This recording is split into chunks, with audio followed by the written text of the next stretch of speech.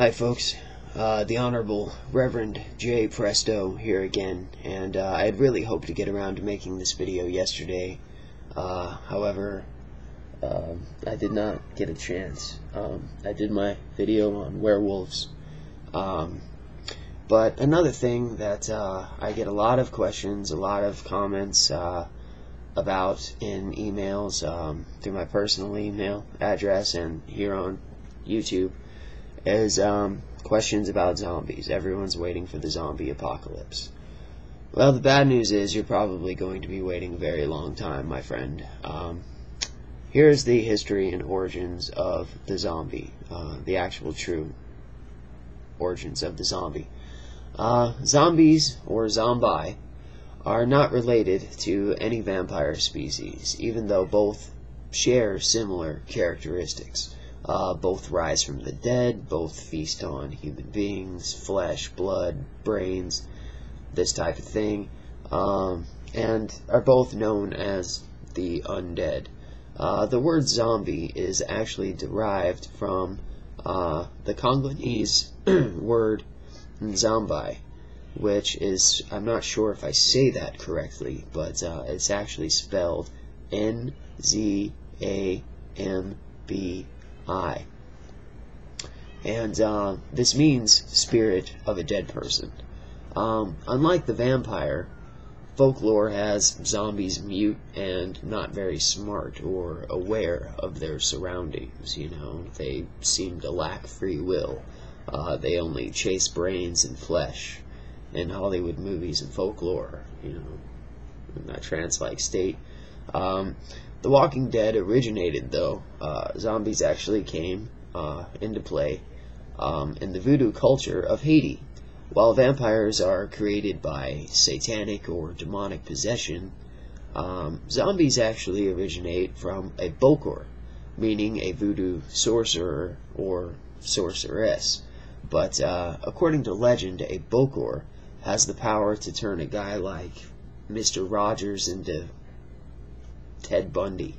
I mean, from the most compassionate, caring person to an absolute crazed serial killer. Zombies are created by poisoning the victim with Padre Zombie, a drink or a powder made from a pufferfish's toxins, which is actually potentially fatal to human beings and to animals. People who have ingested this and don't die fall into a deep coma state. It slows the heart rate and makes the skin cold, pale, makes the victim completely paralyzed, giving the complete impression that the victim is dead. This makes people believe the person is dead. Can't find a pulse. So people who have actually survived this ordeal and woken up or been able to move in time have described remembering their own funerals in the paralyzed state. So you are completely aware. And many people have been buried alive, which is one of the scariest things I can personally imagine. But back to the story.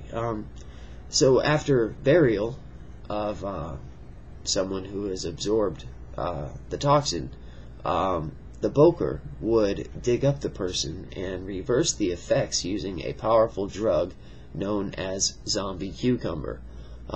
If the victim survives this causes massive brain damage, physical trauma and shock, some paralysis.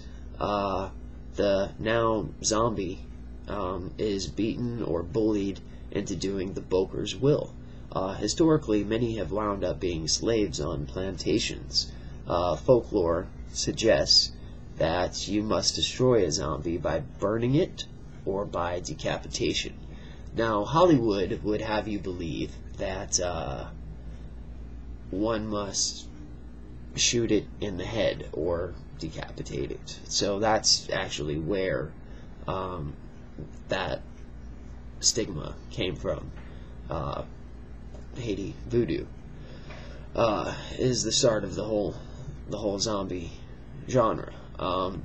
So like I said, for those of you who are waiting for the zombie apocalypse, you're probably going to be waiting a very long time. Hollywood has put its own twist on this story like they do everything. And like I tell you guys constantly in other videos, you've got to get this idea of Hollywood's interpretation of these mythological creatures out of your head. Behind every mythology, there's a little bit of truth, but the truth is rarely as glorified as it is in movies. That's the reason that Hollywood tones it up. Because, truthfully, I've never encountered a zombie, much like I told you about in the werewolf video yesterday. I've never encountered a werewolf. I don't know that they don't exist. I don't think they exist. But I've never encountered a werewolf, and I've never encountered a zombie. So I hope this answers some of your viewer questions, and comments, and emails. I have to take a phone call, so I'm going to end this video. But I'm the Honorable Reverend J. Presto, and I hope this answers some of your questions about zombies. I'm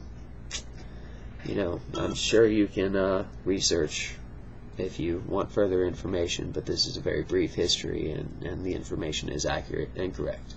Reverend J. Presto, take care. Till next time.